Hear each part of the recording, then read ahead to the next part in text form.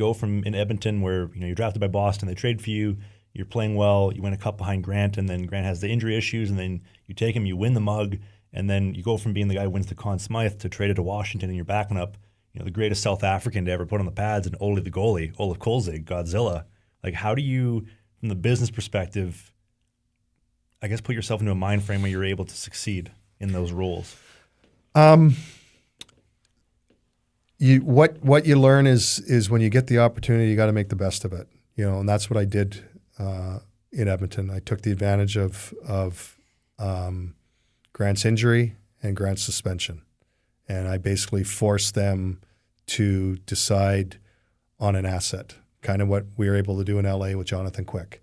You create assets, and they got to the point where because of the financial situation, I was much cheaper than Grant Fuhr.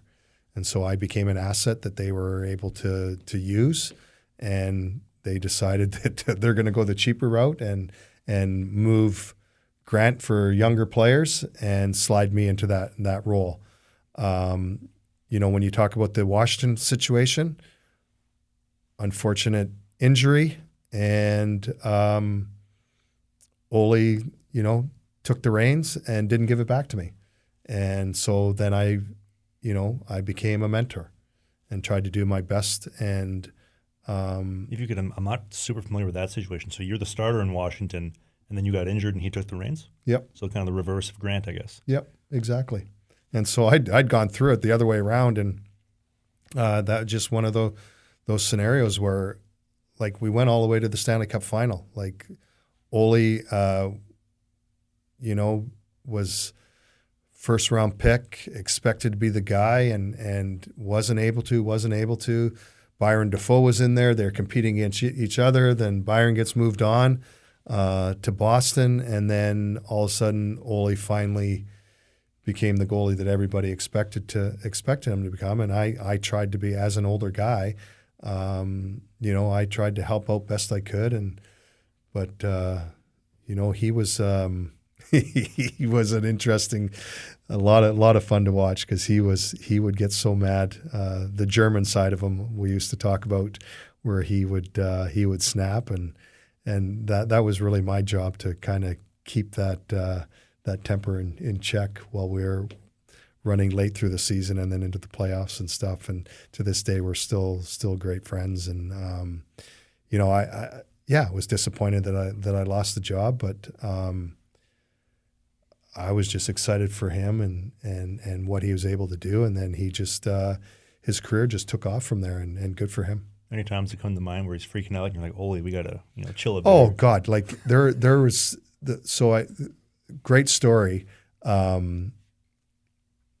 The year that he kind of took over, but it started in training camp, and it was my first training, because I got traded at the deadline. So it's my first training camp with Washington, and it's pre-training camp, and we're out for a scrimmage, and Ole and Joe Ricci used to just butt heads, and they would just go after each other back and forth all the time. And Joe scored on him in this scrimmage, and stick over the crossbar, over to the bench, grab a stick, get back to the crease, stick over the crossbar, over to the bench, get a stick, and last one, skated off the ice, ran out of sticks.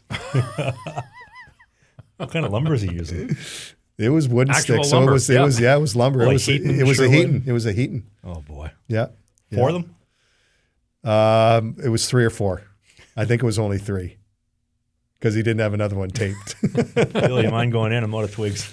Yeah. So I'm down in the other end going, oh boy, this isn't good. This isn't good. This isn't good. Yeah. But that's a good Ole story. But it was incredible, the run he went on, and you lose your job, you hate it. I'm a competitor, but you also got to support a teammate, and I tried to do the best I could. And the thing that I remembered most was George McPhee calling me in at the end of the season and just kind of saying, it's, you did a great job with, had to be tough. I know how competitive you are, but you did a good job just trying to help Ole along the way. But But the bottom line is Ole's the one that did it. He's the one that you got to give Ole credit. He's the one that did it. He made the saves and took us to the final. Is it hard to separate that though? Because you got the competitive side. Yeah, but it's you know what? There's always gonna be that point in your career that I always said I want to be the good teammate, not the bad teammate. Mm-hmm. I found that was kind of hard to embrace that mindset because, like you mentioned, I didn't embrace it. Well, so I didn't embrace it. You accept it. Yeah, and I didn't accept it either. I didn't like it one little bit. But you know what? You got to do what's best for the team. Man. It can change like that. It can change quick. You find that I don't want to get like too like foo-foo-y, but like the better teammate you are, the more likely you are to get a better bounce. It's like the hockey gods are rewarding you for being a good teammate. Yeah, you make your own luck. You make your own luck. Yeah, I really believe that. I just think the things that drove me in my career, one of the big things was respect, and that was not only respect from my own teammates, but respect from opposing players, and that meant a lot to me. And I hope to say that, you know, if you talk to most of my teammates, I had good relationship with everybody. I wasn't part of one little pact or anything. I tried to hang out with everybody. It was easy because I was the one that didn't drink, so I could hang with anybody. I didn't drink when I played, so once or twice a year. But I just tried to hang out with my teammates, and that's the way I approached it. That's a tough culture back in the 80s and 90s.